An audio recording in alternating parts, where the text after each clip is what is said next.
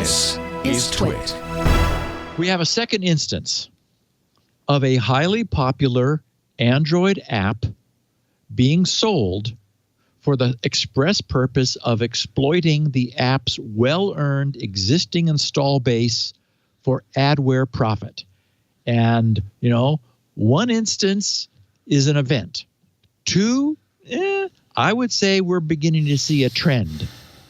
And yes, perfectly placed sigh there, Leo. Mm-hmm.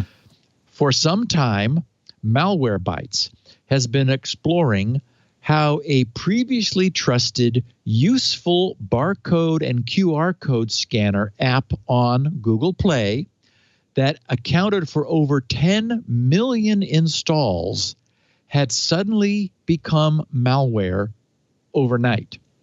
After gaining a following and acting as just what it was, innocent software, for years.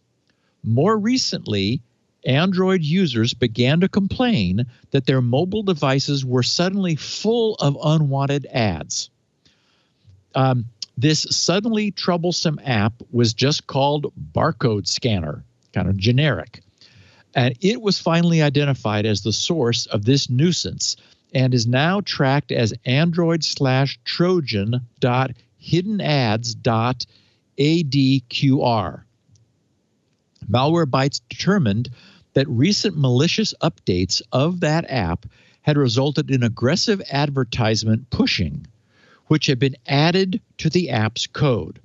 The app's analytics code was also modified, and the updates to it were heavily obfuscated.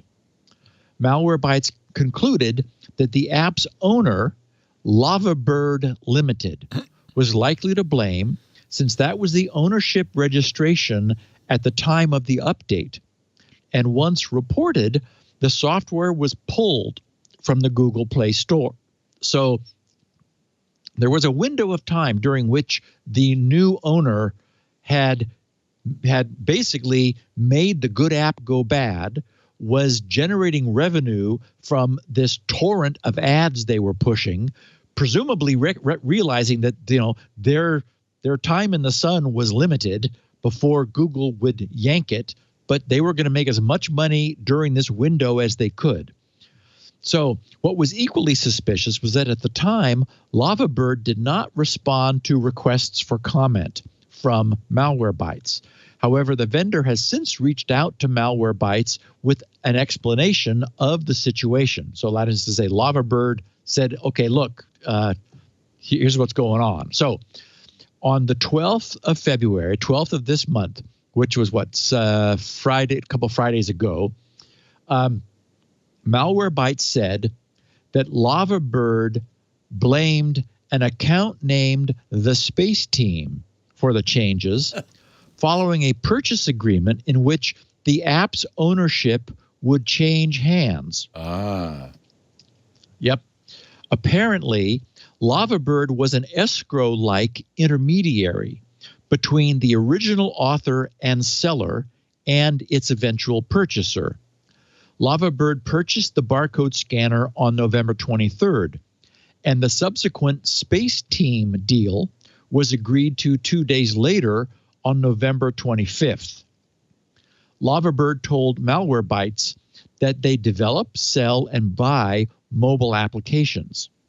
So, so they're sounding a little bit fishy, but the monetary transactions for mobile applications, turns out, has become a thing. Lavabird explained that the Space Team purchaser of Barcode Scanner was granted access to the app's Google Play console for the purpose of verifying the software's key and password prior to confirming the purchase. And it was that provisional buyer who first pushed the malicious update out to Barcode Scanner users. And this made sense to MalwareBytes, who wrote, quote, transferring of the app's signing key when transferring ownership of the app is a legitimate part of the process.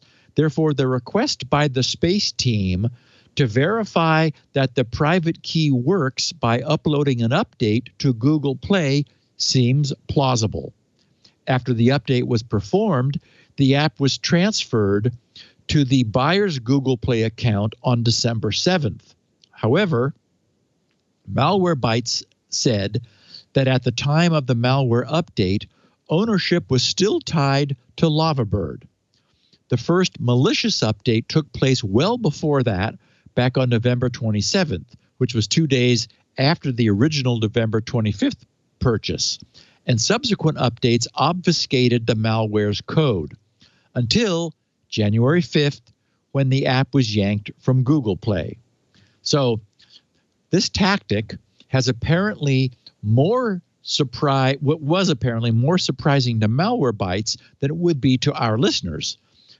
Their researcher, Nathan Collier, wrote, "From our analysis, what appears to have happened is a clever social engineering feat in which malware developers purchased an already popular app and exploited it.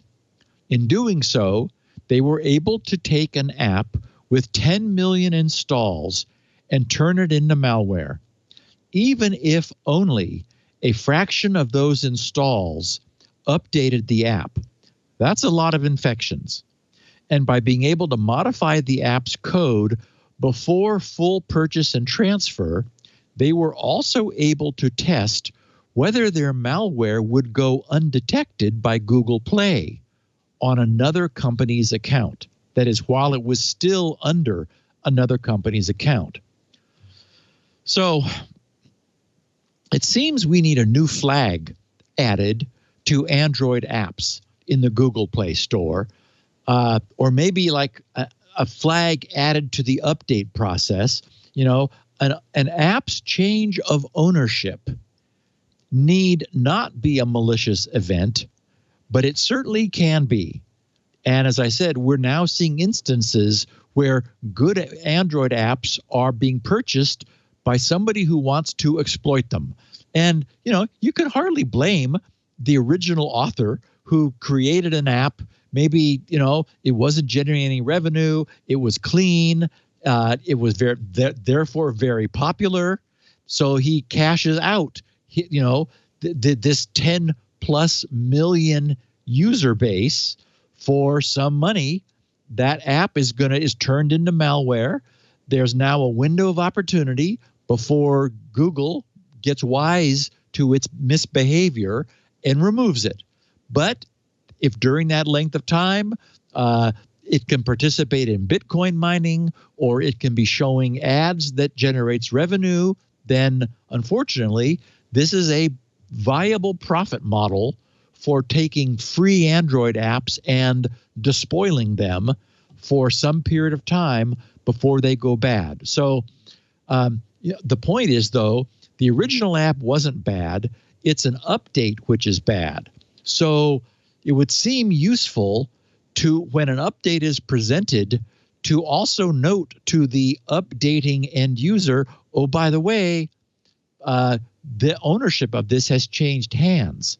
And in fact, maybe it's because of that, what I'm suggesting, that the purchaser said, look, we're gonna push an update before we confirm the purchase, just so we can make sure we can.